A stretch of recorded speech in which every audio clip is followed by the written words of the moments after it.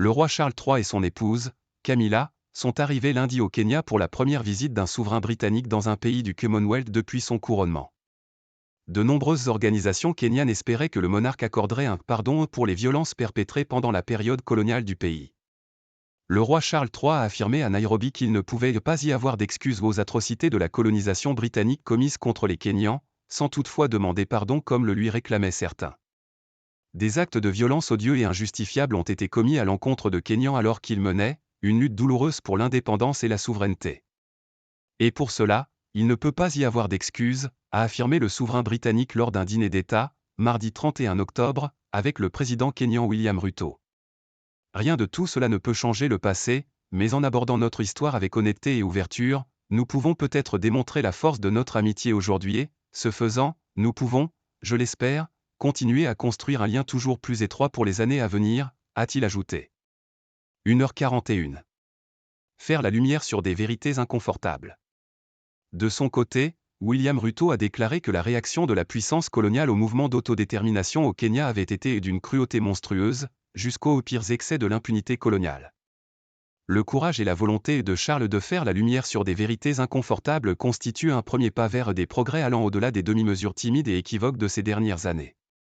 Charles III s'était auparavant rendu symboliquement sur les lieux de la proclamation de l'indépendance du Kenya, au premier jour de sa visite dans ce pays d'Afrique de l'Est, où se sont multipliées les demandes d'excuses.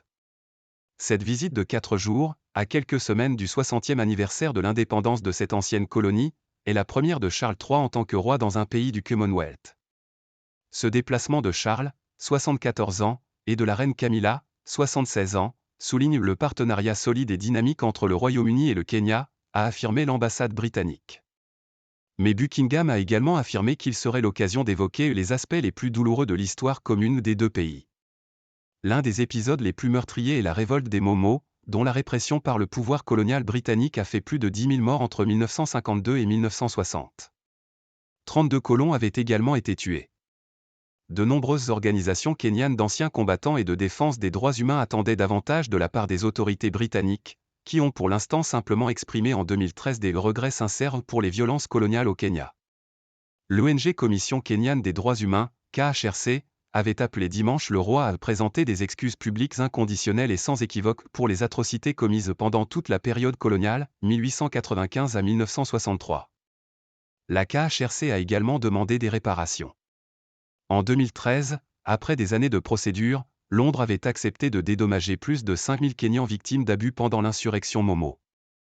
Après déduction des frais de justice, chacun avait reçu environ 2600 livres, 3000 €. Liens historiques. Sans évoquer cette question, William Ruto a souligné les liens historiques entre le Kenya et le Royaume-Uni et les progrès constants dans le commerce et les investissements, dans un message sur X, ex-Twitter. Les échanges entre les deux pays représentaient environ 1,2 milliard de livres, 1,375 milliards d'euros, annuels à fin mars 2023.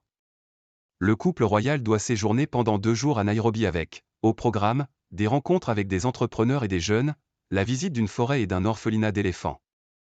Il se rendra ensuite dans la ville portuaire de Mombasa, dans le sud du pays, où Charles, attaché aux questions environnementales, visitera notamment une réserve naturelle et rencontrera des représentants religieux.